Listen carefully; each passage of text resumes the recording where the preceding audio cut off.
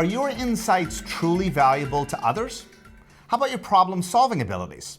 George O'Shea certainly thinks so. He's been working with some of the world's top brands for well over a decade. George, welcome to The Language of Business. Thank you. Very pleased to be here. Appreciate that. So why is your marketing counsel valuable to others?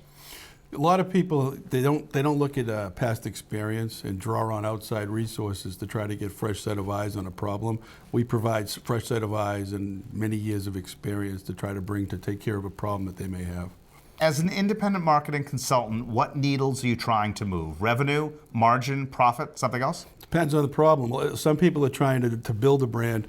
In that case, the revenue is not really the key driver. Getting the name out there, getting the product onto the shelf is the key piece. The revenue ideally comes behind it. A lot of times it's people that are trying to tweak a product. In that case, it's definitely revenue. They want to enhance that top line.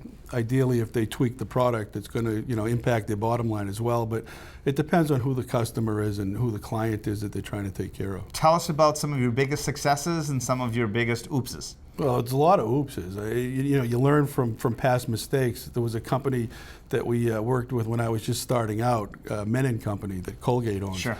And they came out with a deodorant called Real Deodorant, which was a squeeze top. It wasn't well designed. It was very phallic, and frankly, it was terrible. It was a terrible launch, and it was a classic CPG mistake. And that was fun, actually, to watch how a product was placed, how we got it onto the shelf, and we told them what we thought the problems might be. And frankly, we didn't need a lot of research in that case to find out we were right. It didn't make it. Successes. I mean, the one that comes to mind is the Ninja.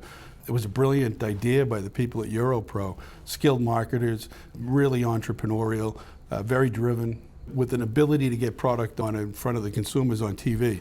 They got behind products, and they had a quad blade food processor, which was big on the shelf. It was not a good product, and it wasn't successful. It was one of the few products they launched that wasn't successful. And they thought they had something. It was a top mount motor.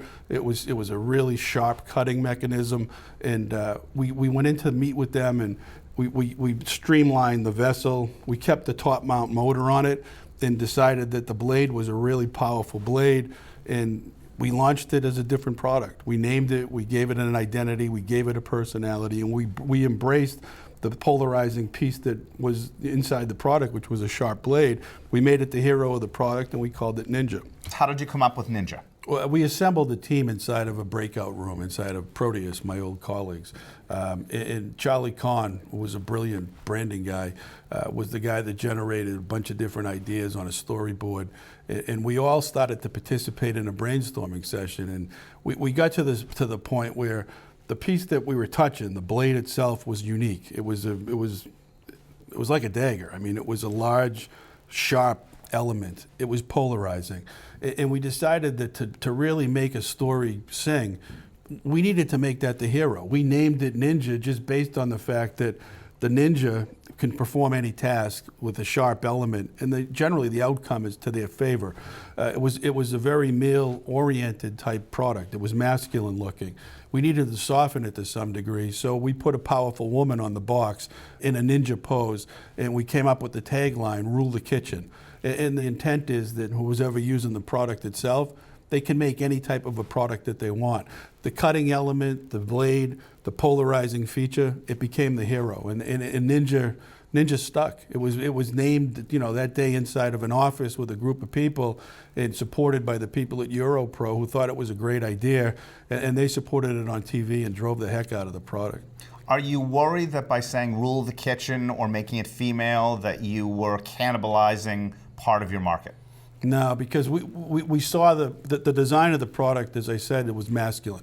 It needed to be powerful. It was a powerful product. So we had some masculine edges and masculine elements to it, stainless steel, black. The product really popped when it was on the shelf. It was very different looking than a sea of white that you saw at retail.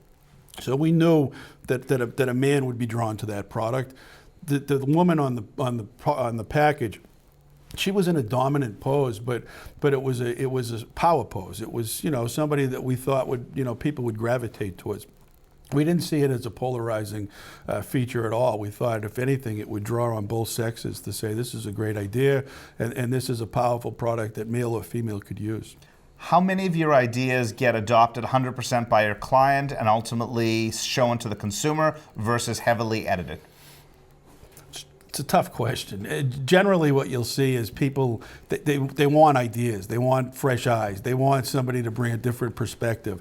And when it gets inside of a sterile building, it gets watered down. We've seen a lot of that. That part's disappointing. At Europro, the beauty of Europro was it was really two people at the top that were making most of the executive decisions, and they asked really, really detailed questions.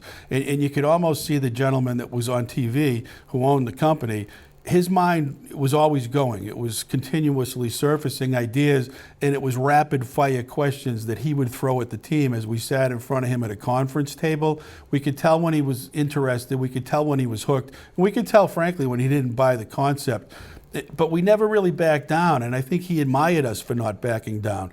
They were an ideal customer to work with from that perspective. Not every client is like that. If you had to distill consumer-facing marketing down to one or two key points, what would be the it factor? Do your homework. The reality is that most companies fail on the upfront. They're afraid to spend money on research. They're afraid to spend money on insights. They're fear to go walk a retail shelf and have somebody with good eyes take a look at that shelf and say, you can play in the following areas, and this is what's going to take to play there. They want the orders. They want to pull product through, but they don't do the upfront. A perfect example is this Apple iPhone launch. The idea that a product of that caliber is bending, to a guy like me, it's inconceivable. They had to have beta tested that product to find out there was an issue with that product. Small companies generally don't do that. Large companies always do that. So the biggest mistake they make is to not spend upfront money. Thanks, George. Pleasure to be here. Very much enjoyed it. Thank you. George O'Shea, product analyst, insight expert, and branding maven. Coming up, plugging themselves into the safety of their customers. Coming up, a surefire way to make sure your customers are not shocked. Next on The Language of Business.